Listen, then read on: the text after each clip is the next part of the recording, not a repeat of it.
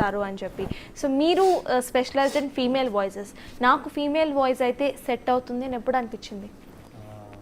మామూలుగా మా కజిన్ సిస్టర్ని సేమ్ వాయిస్ అనిపించేది 10th క్లాస్లో.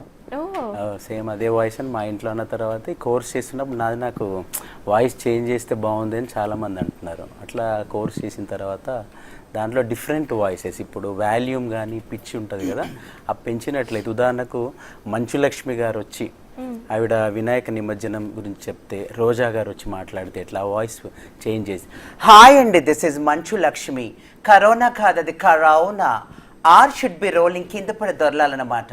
టుడే అసలు అయ్యి బాబోయ్ నేను బాంబేలో ఉన్నాను, నా కూతురు యాపిల్తో పాటు, ఇదివరకైతే నాన్నగారితో అసలు బుక్స్ చదివేది, ఇదంతా వర్క్ చేసేది. అందరికీ సుఖ సంపదలతో ఆయురారోగ్యాలతో బాగుండాలని కోరుకుంటున్నాను.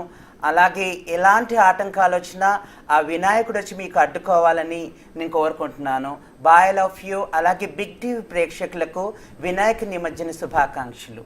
అంటే ఏ వాయిస్లో పాస్ ఇస్తుంటారు కదా వాయిస్లో, అవి మనం ఎక్కువ పట్టుకోవాలి.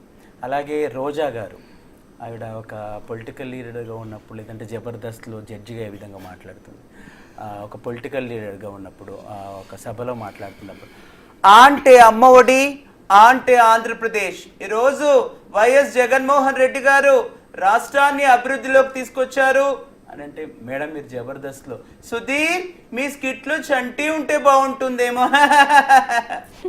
బిగ్ టీవీ ప్రేక్షకులకి మరి చక్కగా ప్రతి ఒక్కరికి వినాయక నిమజ్జన శుభాకాంక్షలు. అలాగే తెలంగాణ రాష్ట్రంలో ఉన్న ప్రతి ఒక్కరికి, ప్రజలందరికీ తెలంగాణ ప్రజాపాలన దినోత్సవ శుభాకాంక్షలు తెలియజేస్తున్నాను. Thank you so much.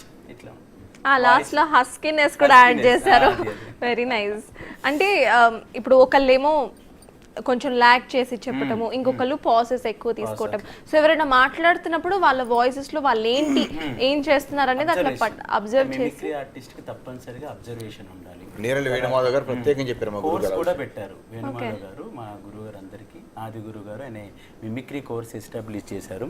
అయితే ఇంతకుముందుకు మన శివ భవిరి గారు అన్నట్టు అంతర్గత ఇన్నర్ ఎబిలిటీ ఉండాలి కళాకారులకి, సొంతంగా కొంత ఉండి దానికి తోడు ఇలాంటి కోర్సులు కానీ సీనియర్ కళాకారుల సూచనలతోటి ఈ మిమిక్రీ కళాకారుడు ఎదగడానికి చాలా బాగుంటుంది.